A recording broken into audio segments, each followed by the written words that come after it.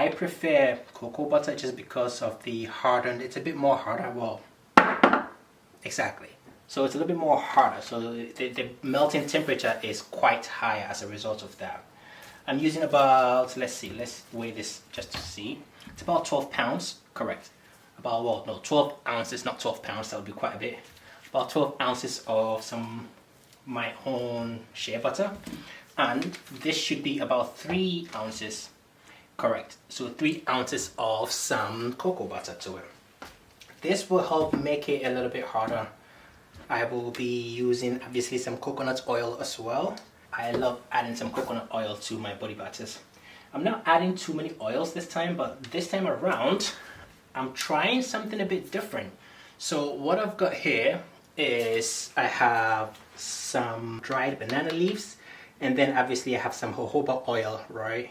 So I've soaked the banana leaves in the jojoba oil for about 3 weeks now, so that it basically retains all the nutrients, draws it out from the banana leaves, and then I'll be using the jojoba oil to then mix with the cocoa butter and the shea butter to make the body butter. All the nutrients from the banana leaves will basically be transferred into the jojoba oil, and then we'll be utilizing those benefits once we use it to make the body butter. I'll be adding a tiny bit of tea tree, not too much. Tea tree is great, but the smell can be quite overpowering, so I only add just a tiny bit. I'll be adding just a little bit of peppermint as well.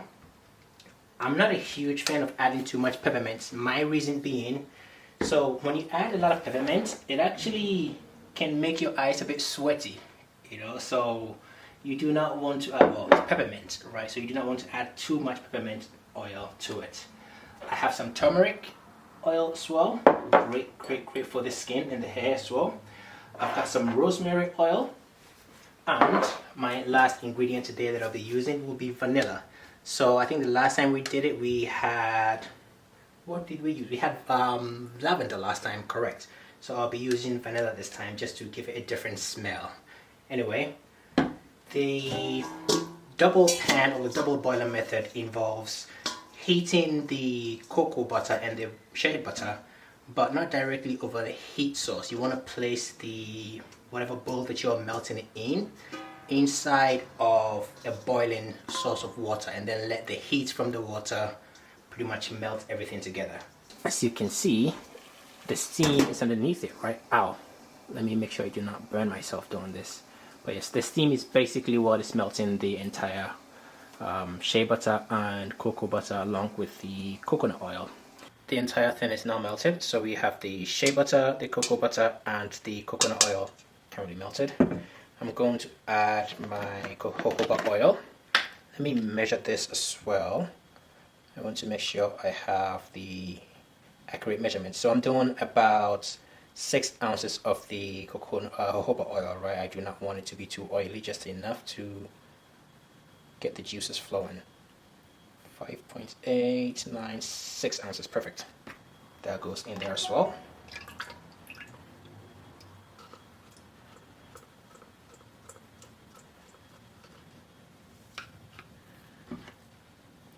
Tea tree, I'm going to do just about half a tablespoon. So I'm not doing too much tea tree like I mentioned. Actually, I might do maybe 1/3 of a tablespoon. Correct, so I'm doing about 1/3 of a tablespoon, not a whole lot.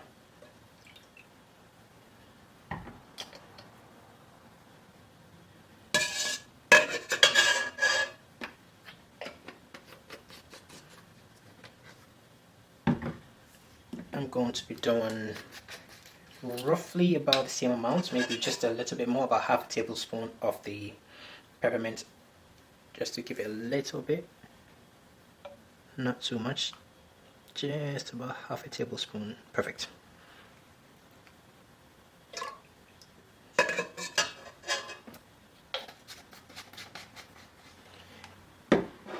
I am going to do about 1/3 of a tablespoon for the turmeric as well.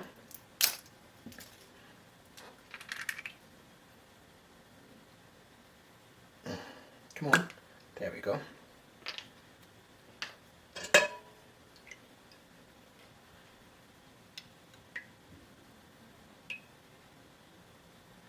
Perfect.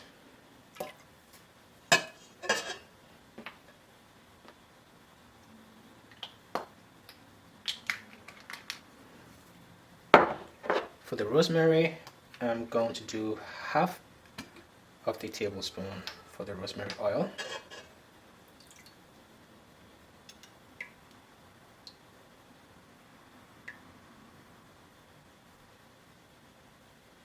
Excellent. And I'll be adding my lavender oil. The lavender oil is going to be measured in an ounce. I'm going to try and get about 4 ounces of the lavender oil just to... it smells lovely. Okay, let's turn this on first. Perfect. 1, 2, 3, 4. Perfect. Okay. There we go. Adding my lavender oil to it. And then now I'm gonna mix it up to make sure it's well mixed together. And then afterwards I will put this in the fridge for about an hour. I don't want the whole thing to solidify, I just want it to harden just a little bit before I start whipping it with the KitchenAid that is to my left over there.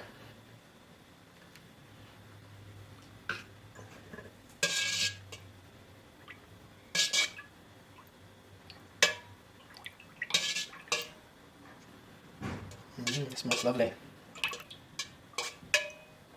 It took about 45 minutes to actually get it to the state in the fridge, and I prefer to not let it harden thoroughly. I prefer to just leave it roll slightly in the middle, right? Almost a little bit harder, but not too hard. Still soft enough that the whipping becomes much easier. And let me just show you something real quick. It's still very easy to pretty much work with, to move it, to spread it across. You definitely do not want it to be too hard, because if it's too hard, the whipping is going to be a little bit tedious. If you've got a KitchenAid like I do, it might not really make a difference. So I suppose depending on how you are whipping it, if you are using just a handheld egg beater, then you might not want to make it very hard. Just keep it in the state and that should be perfectly fine. I'm going to put it on the KitchenAid and just turn it on to about 4. Speed of 4, between 4 and 5, and then let it whip for about 5 minutes. Keep in mind, the longer you let it whip, the more air that you're adding to it, right? So the more air that you add to it, the softer and fluffier it's going to ultimately get.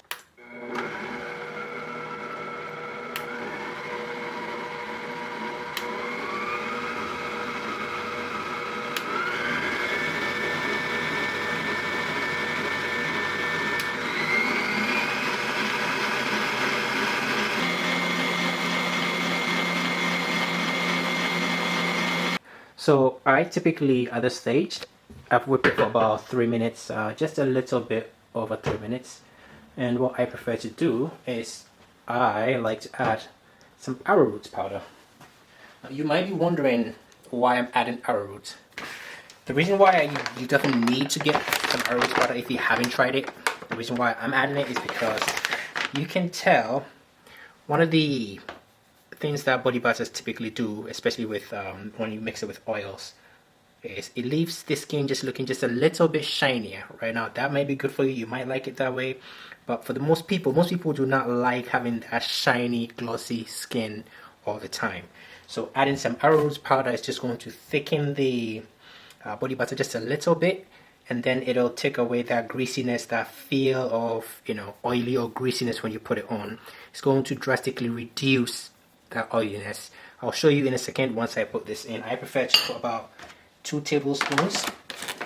Depending on how much you are making, you may want to maybe add just a little bit more or a little bit less. But I prefer about 2 tablespoons. And then I'll crank it back up to about 6, gradually to 6, to make sure that it's not splattered everywhere.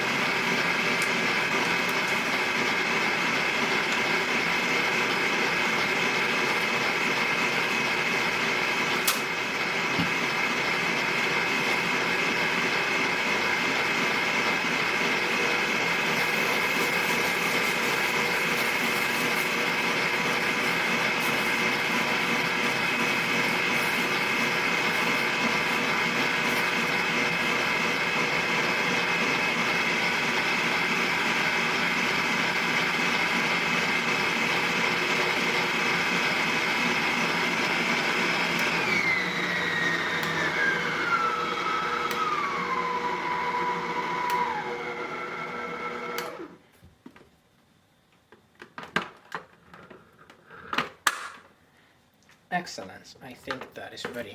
A little bit more thicker, but still lighter. Not as oily and not as shiny. You see, the shine has been cut down drastically. Drastically. Perfect.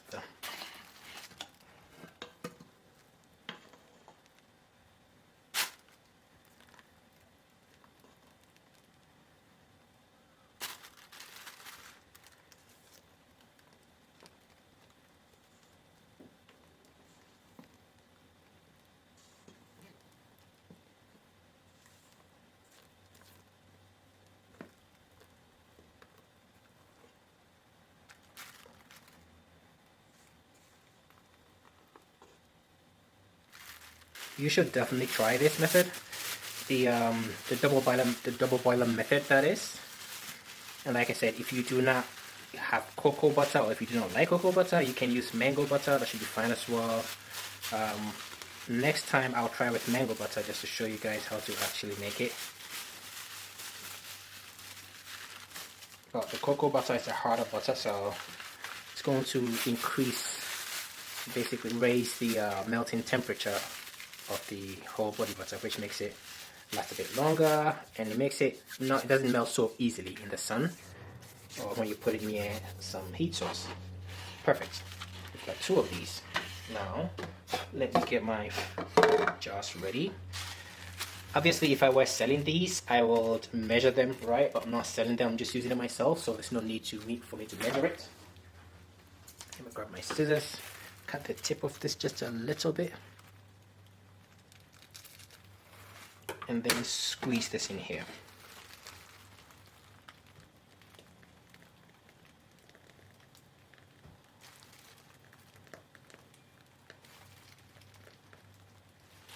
You want to tap this down a little bit just to get it to settle down some more.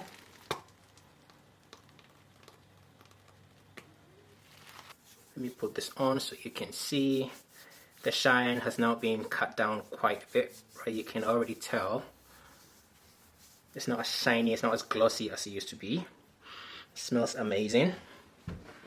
Honestly, I would eat this if it were candy, but it's not candy, you know, so I don't recommend eating it, obviously. Shea butter, people do eat shea butter in Ghana.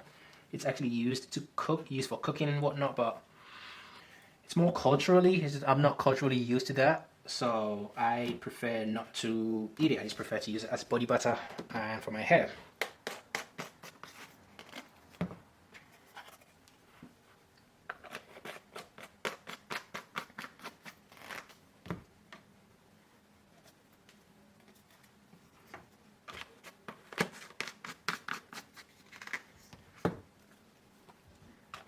Perfect.